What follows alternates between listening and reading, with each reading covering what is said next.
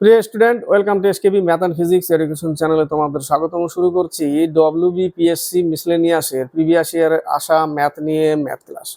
তো ডব্লিউবিপিএসসির ম্যাথ বলে এই না যে ওয়েস্ট বেঙ্গল পুলিশে, ফুডে, ক্লার্কশিপে আসবে না, যে কোনো চাকরিতে আসতে পারে রাজ্য সরকারের। তো ম্যাথ নিয়ে কখনো বাছাবাছি করবে না, যত প্র্যাকটিস করবে তত ম্যাথ ক্লিয়ার হবে। শুধু ওয়েস্ট বেঙ্গল পুলিশের জন্য খাটছি বলে ওয়েস্ট বেঙ্গল পুলিশের ম্যাথগুলো করবো তা না, সব ম্যাথ প্র্যাকটিস করবে। আটকে যাবে সেটা আলাদা ব্যাপার, কিন্তু প্র্যাকটিস করতে থাকবে।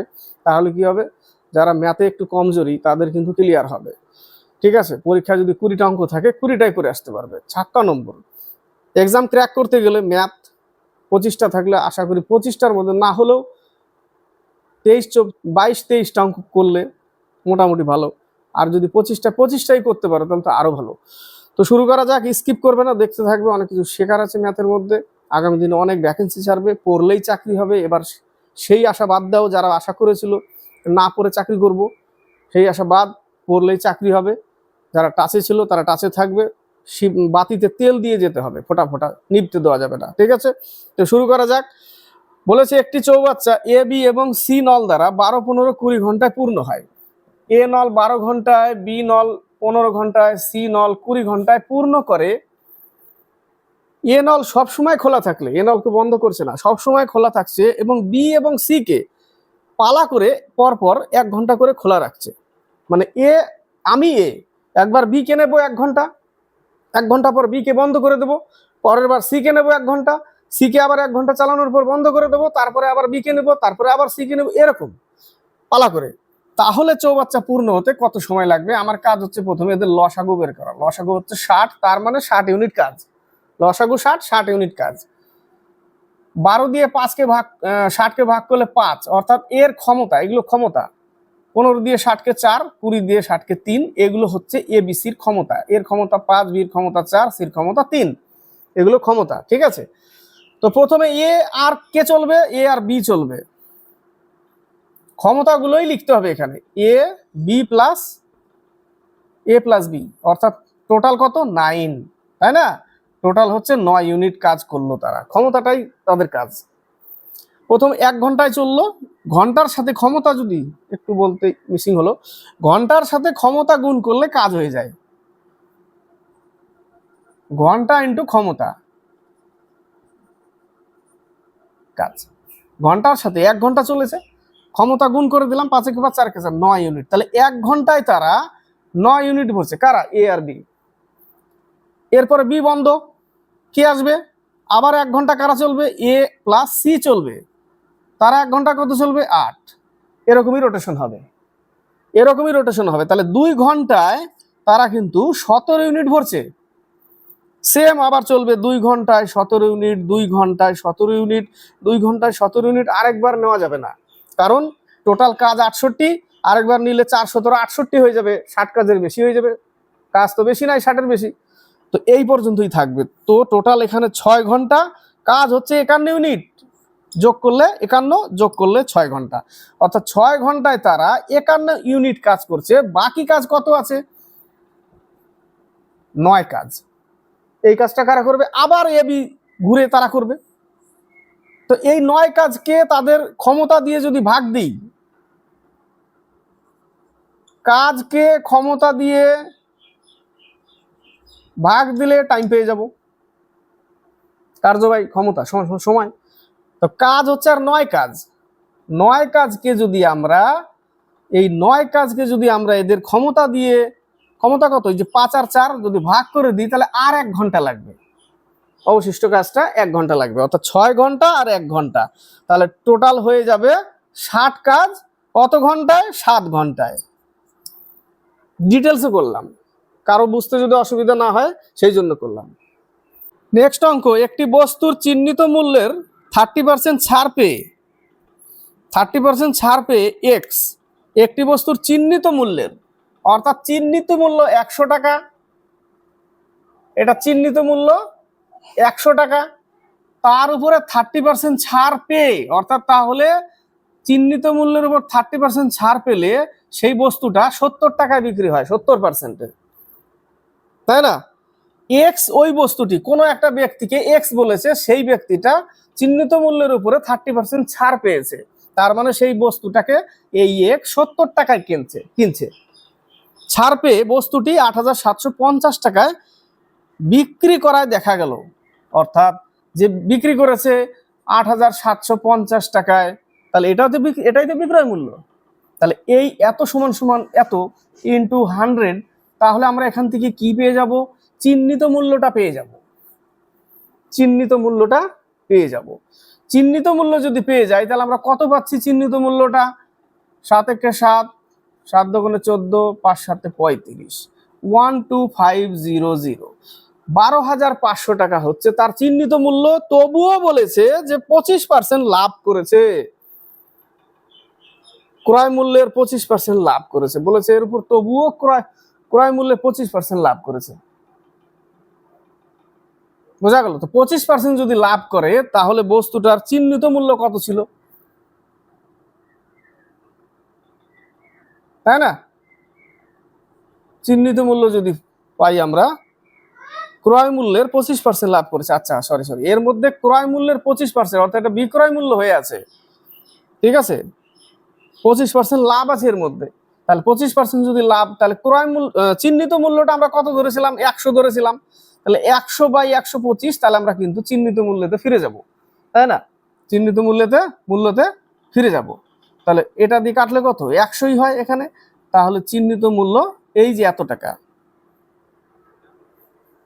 নেক্সট অঙ্ক, 36টি কমলা লেবু বিক্রি করার পর একজন বিক্রেতার 4টি কমলা লেবুর বিক্রয় মূল্য ক্ষতি হয়।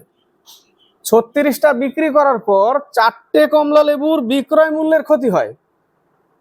36টা কমলা লেবু বিক্রয় করেছে, 4টে কমলা লেবু ক্ষতি হয়ে গেছে, তার মানে তার মূলধন তুলতে গেলে আরো 4টার বিক্রয় মূল্য যে টাকাটা হবে সেটা তুলতে হবে। তার মানে তার কাছে যদি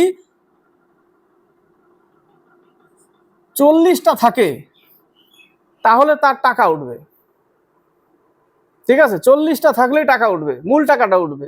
তো ক্ষতি করে দিয়েছে বলেছে কটা? 4টে। তাহলে 40-এ 4টে ক্ষতি হয়ে গেছে, 36-এ 4টা না, 40-এ 4টা ক্ষতি হয়ে গেছে। 100-এ কত? 10% ক্ষতি। নেক্সট অঙ্ক, 3 ব্যক্তির বর্তমান বয়সের অনুপাত 4:7:9, অর্থাৎ 4:7:9। 8 বছর আগে তাদের বয়সের যোগফল ছিল 56। এটা বর্তমান, 8 বছর আগে ছিল 56। তাহলে 3 জনের 8 বছর আগে গেলে -24 হয়ে যায়, তাই না? 3 × 8 = 24।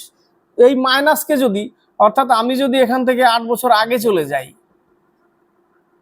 এই 8 বছর আগের যোগফল ছিল 56, বর্তমান দিয়েছে এটা।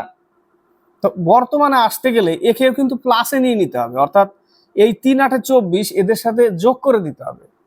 3 × 8 = 24 যদি আমরা যোগ করি, তাহলে বর্তমান হয়ে যাবে, তাই না? তাহলে কি হয়ে যাবে? বর্তমান হয়ে যাবে। তো বর্তমান হচ্ছে 80 বছর তাদের যোগফল।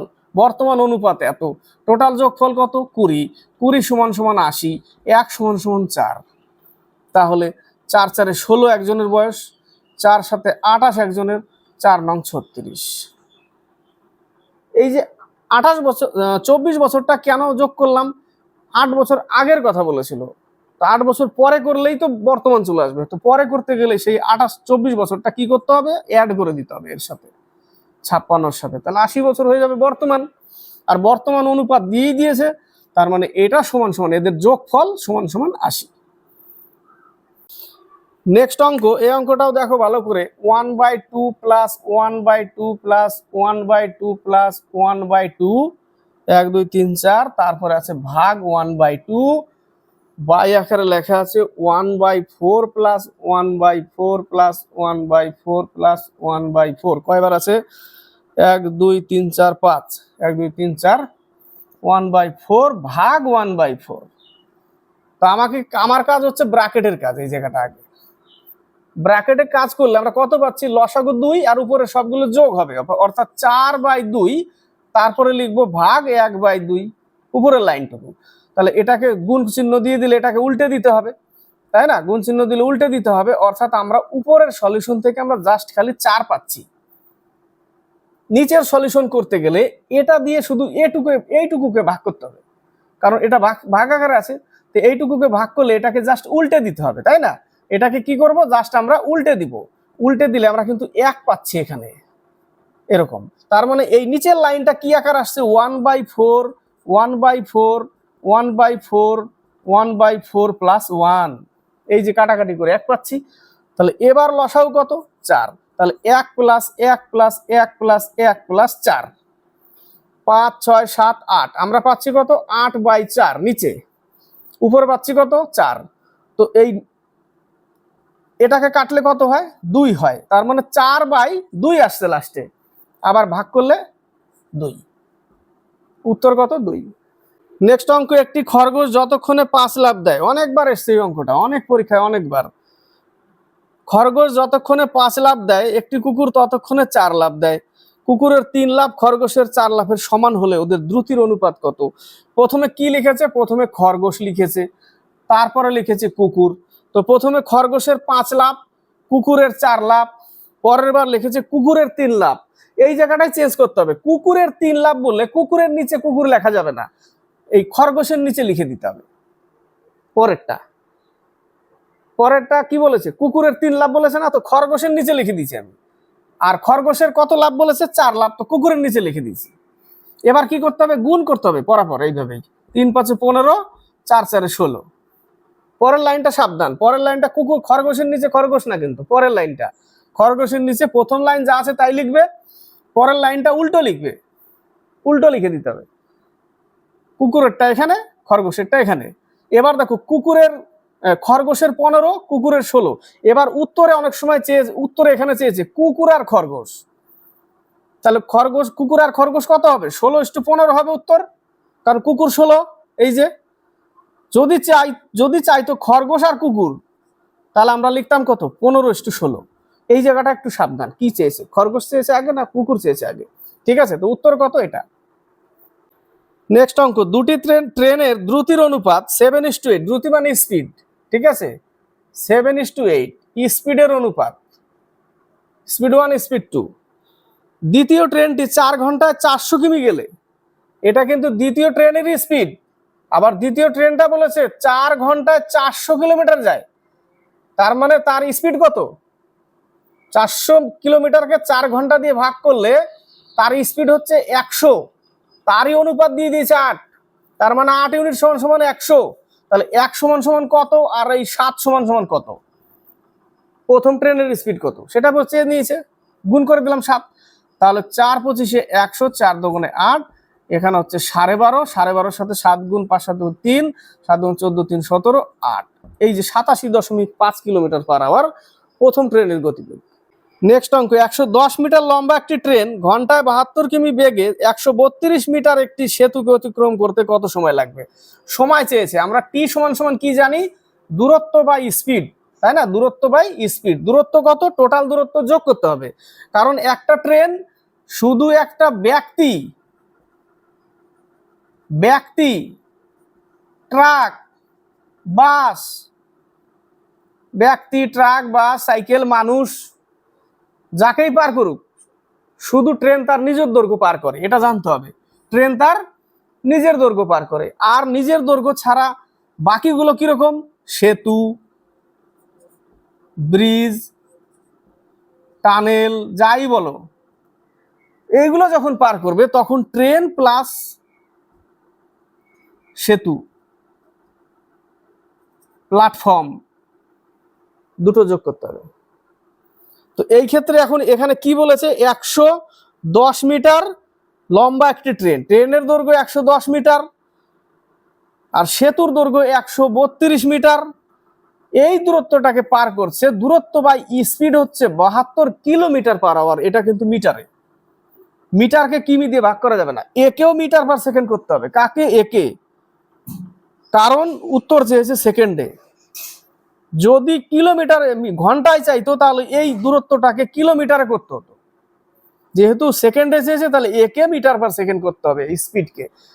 স্পিডকে যদি আমরা মিটার পার সেকেন্ড করি, মানে কিলোমিটার পার আওয়ার থেকে যদি আমরা স্পিডকে মিটার পার সেকেন্ড করি তাহলে আমরা 5/18 দিয়ে গুণ করতে হয়, অর্থাৎ এই 72কে 5/18 দিয়ে গুণ করলেই এটা তখন হয়ে যাবে metre per second. Kilometre per hour কত 72, তাকে আমরা 5/18 দিয়ে গুণ করলে হয়ে যাবে মিটার পার সেকেন্ড।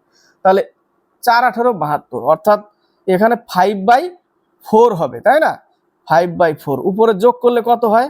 যোগ করলে হয় 2 4 242, তাই না? তো উপরেরটা যোগ করলে বোঝা গেল, তাহলে উপরে যোগ করলে 132, তাহলে হবে 2 4 2 242/72 একে মিটার পার সেকেন্ড করলে 5/18 উপরে চলে যায়, নিয়ে গেলাম। এবার কাজ করতে হবে, 4×18 = 72, তাই না?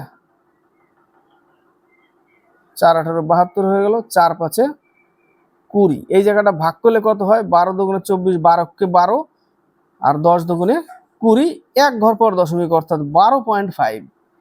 ঠিক আছে, 12. এটা নিচে দিয়ে দিয়েছিলাম না, এটা উপরে হবে। 12.5 হচ্ছে কি দূরত্ব বাই স্পিড সমান টাইম, এত সেকেন্ড, 12.1 সেকেন্ড। নেক্সট অঙ্ক, এক মাঝি স্রোতের বিপরীতে 1 ঘন্টায় 2 কিমি যায়। দেখো স্রোতের, এটা হচ্ছে স্রোতের দিক, এটা হচ্ছে অনুকূল, এটা হচ্ছে প্রতিকূল। প্রতিকূল মানে বিপরীত, অনুকূল মানে স্রোতের দিকে। স্রোতের দিকে গেলে কি করতে হয়? নৌকার গতিবেগ প্লাস স্রোতের গতিবেগ যোগ করতে হয় অনুকূলে গেলে। আর প্রতিকূলে আসলে, তো অনুকূলে আমরা ওই জন্য আমরা x - y ধরি। x হচ্ছে নৌকার গতিবেগ, y হচ্ছে স্রোতের গতিবেগ অনুকূলে।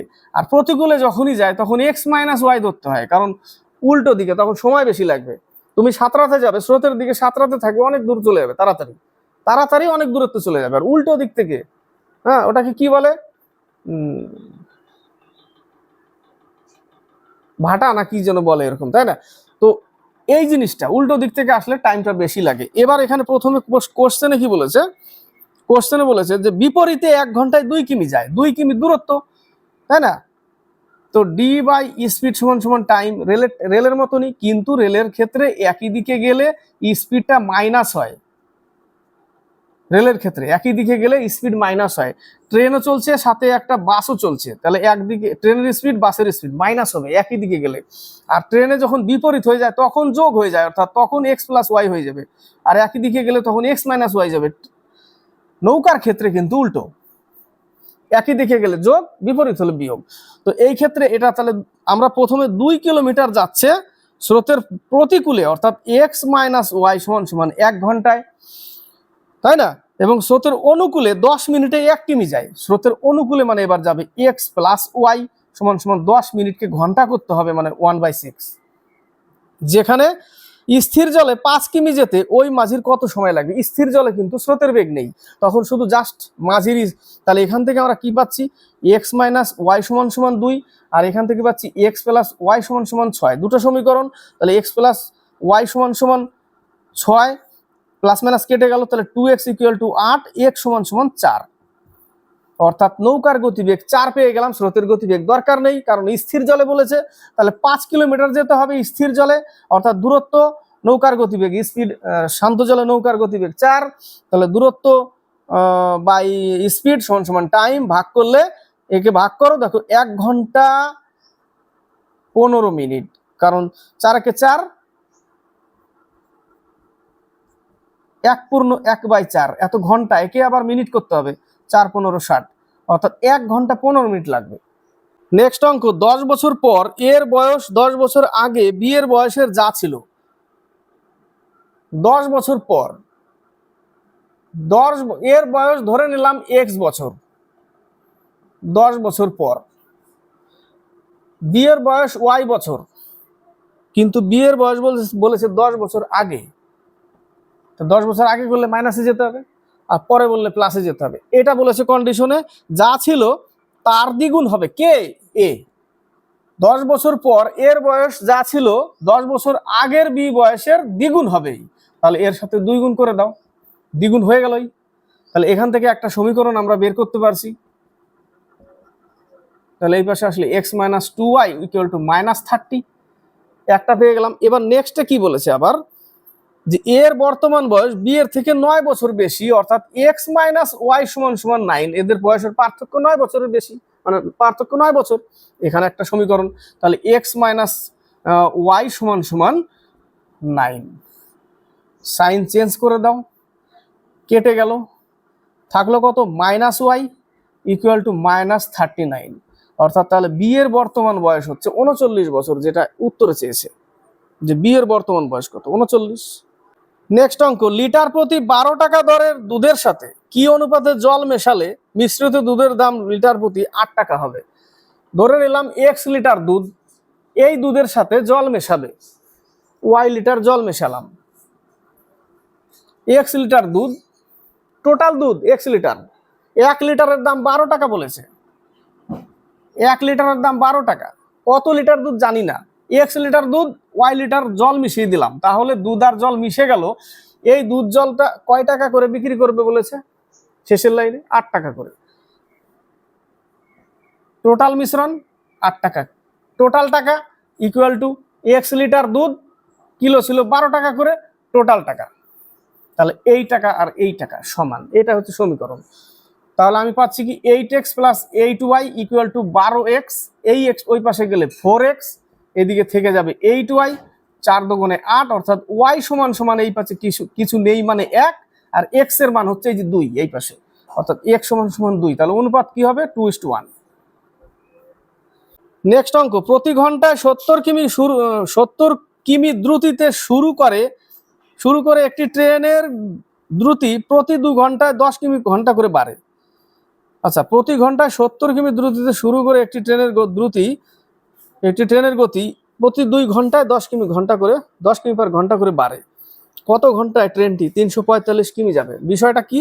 বিষয়টা হচ্ছে যে প্রত্যেক 2 ঘন্টা পর স্পিড 10 কিলোমিটার করে বাড়বে, অর্থাৎ এই যে শুরুতে 70 কিমি/আওয়ার ছিল, এই গাড়িটা 2 ঘন্টা চলার পর 70 থেকে হয়ে যাবে 80, আবার 80 কিমি/আওয়ারে আবার 2 ঘন্টা চলবে, তারপরে হয়ে যাবে 90, আবার 2 ঘন্টা চলবে, তারপরে হয়ে যাবে 100, এরকম।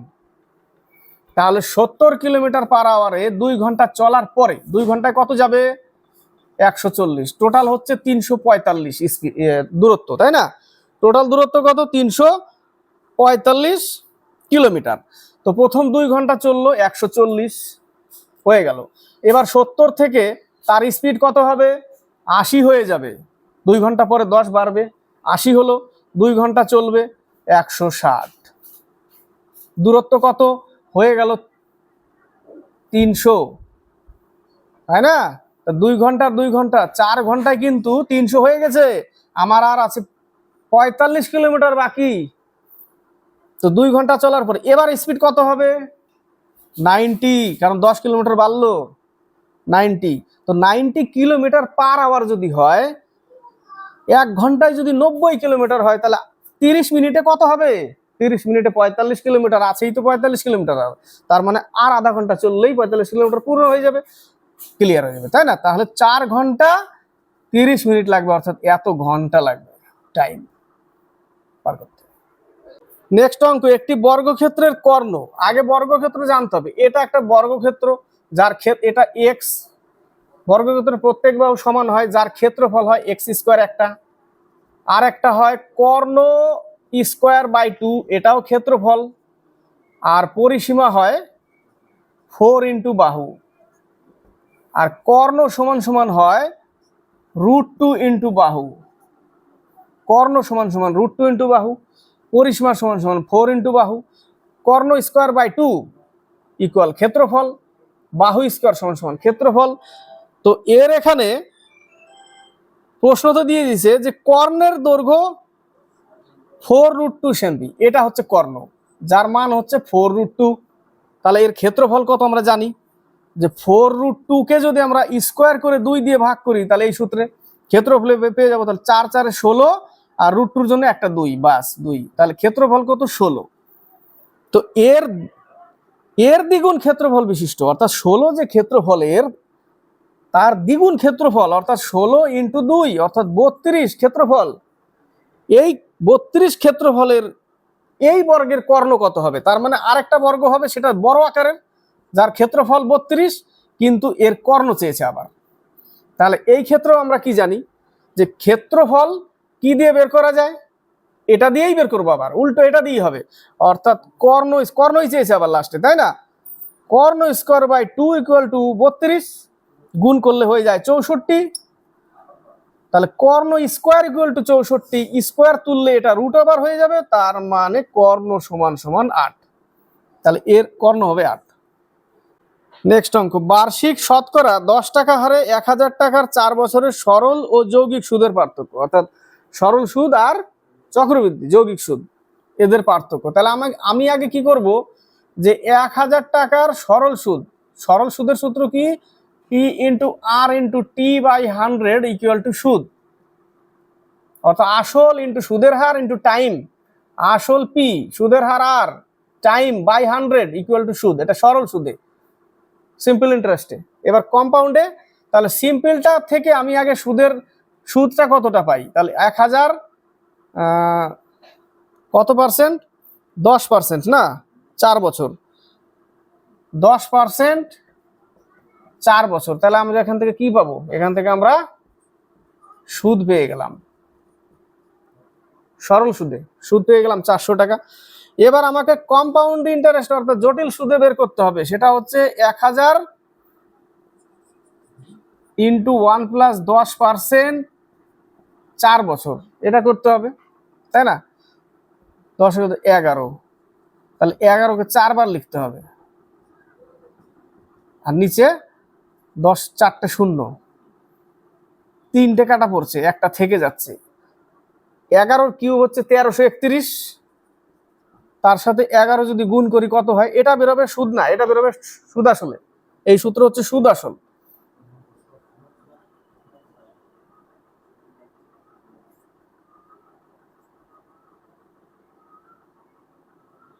এক ঘর পর দশমিক, 14,664 টাকা। এখান থেকে যদি এই 1000 টাকা বাদ দিই,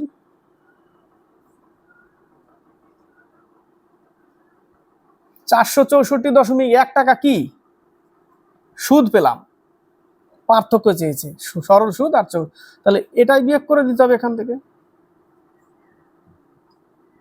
এই টাকাটা পার্থক্য, 64.1 টাকা। নেক্সট অঙ্ক, একটি আয়তঘনের বাহুগুলির দৈর্ঘ্যের অনুপাত। আয়তঘন জানতে হবে, আয়তঘন কোনটা?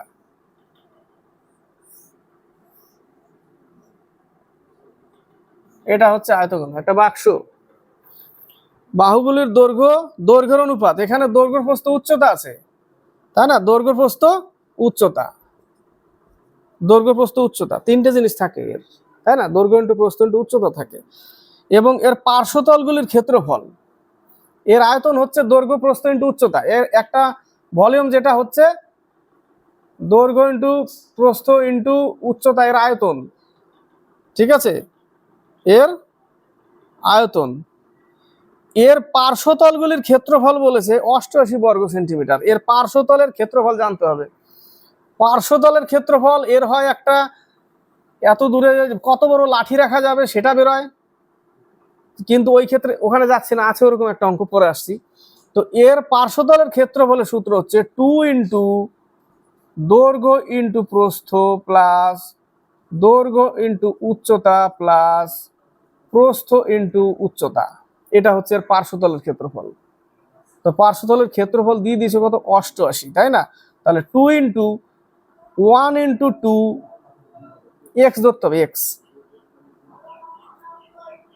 Plus x × 3x plus 2x × 3x = 88। তাহলে 2x² plus 3x² plus 6x², তাহলে পাচ্ছি কত আমি? 11x²/2 = 88, তাই না? 3 × 6, 6², দৈর্ঘ্য ইন্টু প্রস্থ, দৈর্ঘ্য ইন্টু উচ্চতা, 3x², তারপরে 5 6 11x² ইকুয়াল টু 88। 2টা এখানে নিচ্ছি কেন, তাই তো 2 তো এর সাথে গুণ, তো 11 দুগুণে 22, তাহলে x² ইকুয়াল টু 22 দিয়ে 88 কে ভাগ করলে হয় 4। এই x² তুললে এটা রুট ওভার হয়ে যাবে, তখন x এর মান হয়ে যাবে 2, তাহলে এর হয়ে যাবে, এর মান কত, এর মান 2, এর মান 2 দুগুণে 4, এর মান 6, 2 4 6, তাই না, 2 4 6। তো এবার কি বলেছে, এর আয়তন কি বলেছিলাম, এই যে দৈর্ঘ্য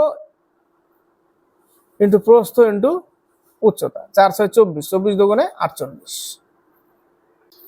নেক্সট অঙ্ক, 8 সেন্টিমিটার 6 সেন্টিমিটার 2 সেন্টিমিটার মাপের একটি আয়ত ঘনাকার বাক্সে সব থেকে লম্বা যে পেন্সিল রাখা যাবে তার দৈর্ঘ্য। আগের অঙ্কটার মতনই,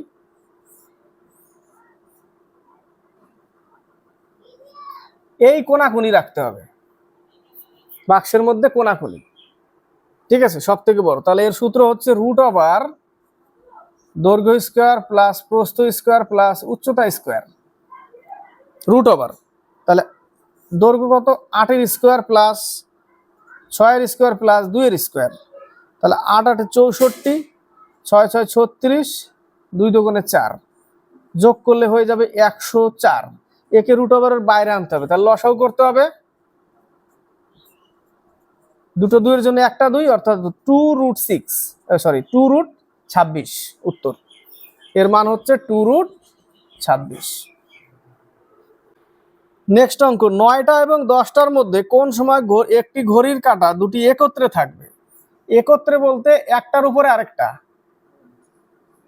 একটার উপরে আরেকটা, এখানে 12 এখানে 6, এখানে যদি ঘন্টার কাঁটা থাকে তাহলে মিনিটের কাঁটাটাও কি থাকবে, এর উপরেই থাকবে, মিনিটের কাঁটাটাও এর উপরেই। কোন সময়, এটা সূত্র হচ্ছে 60t/11, এটার সূত্র, এটা মনে রাখবে। কখন একটার উপরে আরেকটা থাকবে, একত্রে একটার উপরে আরেকটা, এটা মনে রাখতে হবে। কখন বিপরীত না, কখন সমকোণ না, কখন একটার উপরে একটা। 60t/11, যেখানে টি গ্রেটার দেন 6 হতে হবে, অর্থাৎ টি এর মান কি বলেছে, 10টা থেকে 11টা, অর্থাৎ 6 থেকে 10 বড়, তো টির বড়, তাহলে আমরা লিখবো 60 × 10/11, এইটুকুই অঙ্ক। 5 11,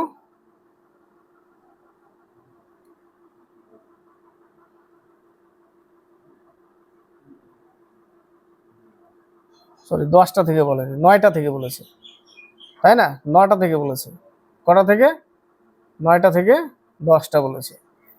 তো 9টাও তো টির থেকে 9ও বড়, তাহলে 6 নং 54, অর্থাৎ 540কে 11 দিয়ে ভাগ করতে হবে।